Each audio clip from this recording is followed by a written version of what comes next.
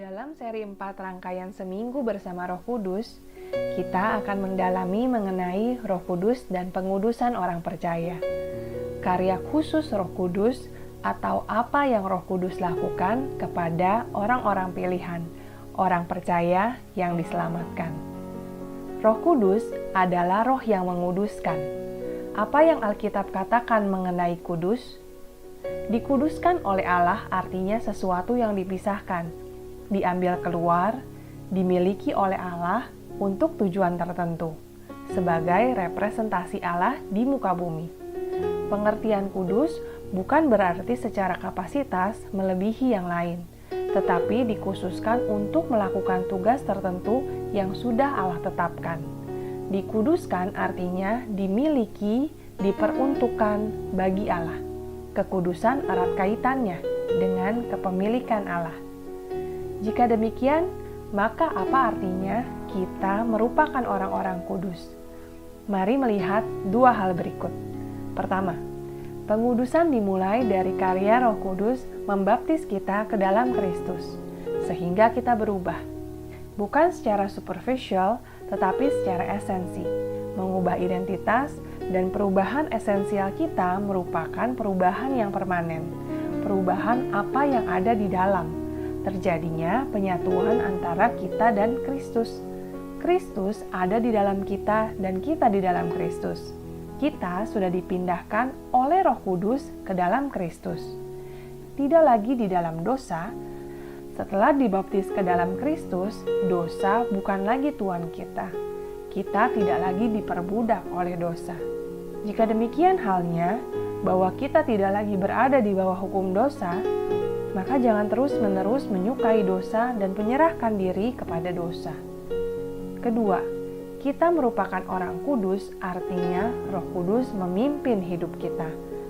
Sadarilah bahwa kita berada dalam peperangan yang konstan, antara hidup menurut daging atau hidup menurut roh. Apakah kita mengalami perlawanan? Karena jika kita bertumbuh secara spiritualitas, artinya kita semakin peka bahwa kita hidup dalam peperangan dan musuh kita adalah dosa. Kita sedang dan terus-menerus melawan dosa-dosa yang ada dalam diri kita. Apakah kita hidup di dalam daging? Coba lakukan checklist terhadap 3 hal berikut. Checklist pertama, apakah kita menuruti daging? Apakah keinginan daging kita yang membentuk, membatasi, mendorong, dan mencegah kita untuk melakukan atau tidak melakukan sesuatu? Apakah daging sebagai pengkondisi dan konteks kita mengambil keputusan demi keputusan? Menurut atau tunduk? Apakah daging memegang kendali saya bertindak? Coba kenali pola diri kita. Checklist kedua. Apakah kita kerap berpusat pada memikirkan hal-hal kepuasan daging? Apakah kita secara intentional menjadikan keinginan daging sebagai objek yang menghisap pikiran, perasaan, minat, tujuan, hidup, waktu, antusias, bahkan passion kita? Apakah kita senantiasa memuaskan keinginan daging kita? Checklist ketiga. Apakah daging menjadi pola penentu kita dalam bertindak, berpikir, dan merasa? Setiap kita dibentuk oleh pengalaman masa lalu. Berbagai komponen seperti pola asuh orang tua, personality, peristiwa traumatis, dan lain sebagainya menjadikan seseorang rentan terhadap dosa-dosa spesifik, seperti kemarahan, dosa dorongan seksual, mencuri, dan lainnya.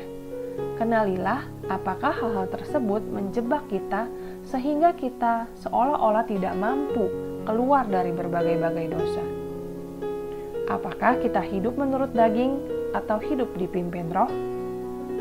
Ketika kita sudah dibaptis ke dalam Kristus dan sudah mengetahui bahwa kita tidak lagi hidup di bawah kuasa dosa, kita memiliki satu ultimate goal, menjadi serupa dengan Kristus. Kita adalah orang kudus yang dikhususkan untuk tujuan Allah. Semakin lama, semakin diubahkan menjadi serupa Kristus.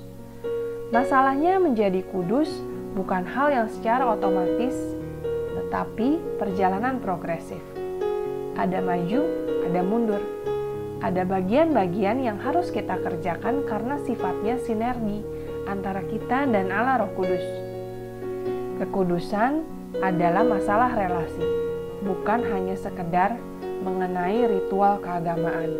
Buktinya, rajin berdoa tidak membuat kita serta-merta lepas dari dosa pornografi. Rajin membaca Alkitab tidak membuat kita otomatis semakin suci. Hidup dalam kekudusan adalah terus-menerus menanggalkan manusia lama dan mengenakan manusia baru. Ketekunan agamawi harus berdasarkan pada relasi. Relasi kita dengan Tuhan mempengaruhi relasi kita dengan dosa. Kita harus menyelesaikan dosa-dosa kita. Kita sedang berperang. Kita harus dengan sadar mengerjakan partnership kita dengan Allah Roh Kudus dalam hal kekudusan kita, agar kita menyandang gambar dan rupa Allah dengan kualitas yang semakin bertumbuh, kualitas yang Allah kehendaki. Mari mulai dengan hal-hal praktis, memikirkan hal-hal yang dari Roh secara intensional, memberikan diri kita dipimpin oleh Roh Kudus, mempertuhankan dan mendengarkan Allah lewat menaati tuntunan Roh Kudus. Kiranya Tuhan berbelas kasih dan memberi kita kerinduan, dipimpin oleh Roh dan semakin mengasihi Allah.